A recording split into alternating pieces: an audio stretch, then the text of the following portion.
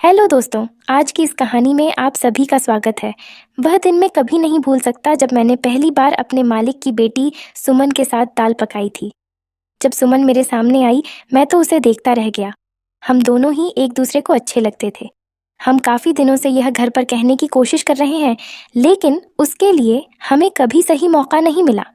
आज मेरे मालिक अपनी पत्नी के साथ 2 महीनों के लिए ऑस्ट्रेलिया चले गए थे। फिर सुमन कहती है, हमारे बारे में मेरे पापा को पता चल जाएगी तो हम क्या करेंगे? मैंने कहा, सुमन तुम फिक्र मत करो। अगर ये बात उनको पता भी चल जाएगी तो मैं कोई ना कोई रास्ता ज़रूर निकाल लूँगा। आगे तो आप समझ ही सकते हैं। मैं लखनऊ के एक घर में काम करता था, जहाँ मैं काम करता था। वहाँ के मालिक और मालकिन बहुत अच्छे लोग थे। उनकी एक बेटी भी थी जिसका नाम सुमन था और वह 26 साल की थी। मैं इनके यहाँ पर गाड़ी चलाने का काम करता था। मालिक की बेटी को सुबह कॉलेज ले जाता था और शाम को कॉलेज से घर लाता था।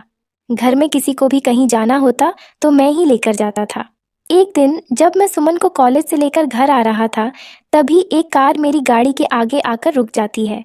फिर थोड़ी देर बाद उसके अंदर से एक लड़का निकलता है, जो कि दिखने पर काफ़ी अमीर घर से लग रहा था। वह मेरी गाड़ी के पास आता है और जिस तरह सुमन बैठी थी उस तरफ का दरवाज़ा खोलकर सुमन को नीचे खींचने लगता है। मैंने पूछा, सुमन क्या मामला है और यह लड़का कौन है जो तुम्हारे साथ इतनी बदतमीजी कर रहा है? तो वह लड़का कहता है, तुम अपने काम से काम रखो। उसके बाद सुमन भी मुझे चुप करा देती है। फिर सुमन उस लड़के से कुछ बात करती है और फिर वह लड़का चला जाता है। फिर मैं सुमन को लेकर घर आ जाता हूँ। मैंने सोचा कि सुमन से पूछो कि वह लड़का कौन था, लेकिन फिर मुझे लगा कि कहीं वह इस बात का बुरा न मान जाए, इसलिए मैंने पूछना ठीक नहीं समझा। शाम का समय था। सब लोग अपने कमरे में सो रहे थे। मैं भी सोने जा रहा था। तभी मैंने देखा कि सुमन जो छत के ऊपर किसी से फ़ोन पर बात कर रही है। उसके बाद मैं भी टहलते हुए छत पर गया। मैंने देखा सुमन की आंखों में आंसू थे और वह रो रही थी। मैंने कहा, सुमन क्या बात है, तुम रो क्यों रही हो? तो वह बोली, कुछ नहीं, बस एक सहेली से बात कर रही थी तो उसी की कहानी सुनकर मेरी आंखें भर आईं। मैंने कहा, क्यों, ऐसा क्या हुआ तुम्हारी सहेली के साथ? सुमन बोली, जाने दो, बड़ी लंबी कहानी है। मैंने कहा, तो हमें कौन सी ट्रेन पकड़नी है, सुनाओ। उसके बाद हम दोनों वहीं बैठ गए और सुमन अपनी सहेली के बारे में बताने लगी कि उसकी शादी जिस आदमी से हुई है वह बहुत शराब पीता है और रोज़ शाम को वह शराब के नशे में उसे खूब मारता पीटता है। धीरे धीरे 1 घंटा बीत जाता है। मैंने कहा, सुमन, अगर जीवन साथी अच्छा मिल जाता है तो जिंदगी स्वर्ग हो जाती है, और वही जगह अगर गलत आदमी से शादी हो जाए तो पूरी जिंदगी बर्बाद हो जाती है। तभी सुमन बोली, अच्छा तुम बताओ तुम्हें कैसी पसंद है?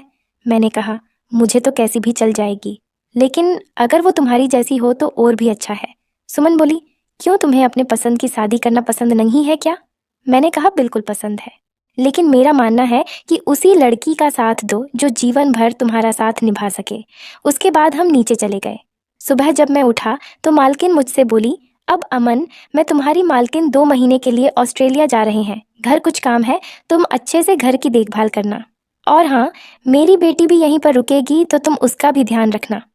इतना सुनने के बाद मैंने उनसे कहा, आप बेफिक्र होकर जाइए, मैं यहाँ पर सब कुछ संभाल लूँगा और आपको किसी भी शिकायत का मौका नहीं दूंगा। आप आराम से ऑस्ट्रेलिया घूम कर लिए, क्योंकि मैं यहाँ सब देख लूँगा। फिर सुबह के 11 बजे मालिक की फ़्लाइट थी तो वह ऑस्ट्रेलिया के लिए निकल गए। अब जहाँ तक मुझे लग रहा था कि सुमन भी मुझे कहीं ना कहीं पसंद करती है, लेकिन वह ये बात मुझसे कहने में शर्माती थी। शाम का समय था। मैं किचन में खाना बना रहा था। मालकिन के जाने के बाद मुझे ही खाना बनाना पड़ता था। मैं खाना लेकर सुमन के कमरे में गया। वह सो रही थी। मैंने खाना बगल में रख दिया और सुमन को आवाज़ लगी तो सुमन उठकर बैठ गई। मैंने कहा, तुम खाना खा लो फिर सोना। उसके बाद वह खाना खाने लगी और मैं बाहर चला गया। रात के करीब 2 बजे अचानक सुमन चिल्लाने लगी। मैं उसकी आवाज़ सुनकर भागकर उसके कमरे में गया। मैंने कहा, सुमन क्या हुआ, तुम चिल्ला क्यों रही थी? तो वह डरते हुए बोली, मैंने डरावना सपना देखा है। फिर मैं तुरंत पानी लेकर आया और उसके बाद मैं सुमन को शांत कराने लगा। मैंने उसे बेड पर बैठाया और कहा, अब तुम आराम से सो जाओ। तो सुमन बोली, मुझे डर लग रहा है। मैंने कहा, ठीक है, तुम सो जाओ, मैं यहीं पर बैठा हूँ। धीरे धीरे सुबह हो गई। मैं किचन में गया और चाय बनाकर लाया। फिर हम दोनों साथ में चाय पी रहे थे। सुमन बोली, अमन, तुम सारी रात नीचे बैठे थे। मैंने कहा, तुम्हें डर लग रहा था इसीलिए मैं कहीं भी नहीं गया था। तभी सुमन बोली, मेरा पिज्ज़ा खाने का बड़ा मन कर रहा है। मैंने कहा, अगर तुम कहो तो मैं जाकर ले आऊं? तो सुमन बोली, नहीं रहने दो, फिर तुम्हें इतनी दूर जाना पड़ेगा। शाम के 5 बजे मैं सब्जी लेने बाजार गया।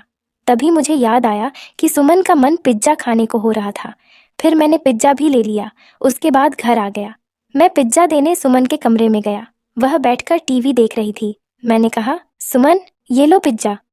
सुमन बोली, तो तुम सच में पिज्ज़ा ले आए? मैंने कहा, वह मैं सब्जियां लेने बाजार गया था। तभी मुझे याद आया कि तुम्हारा पिज्ज़ा खाने का बहुत मन कर रहा था, इसीलिए मैं ले आया। सुमन बोली, अच्छा, मैं तुमसे एक बात पूछूं?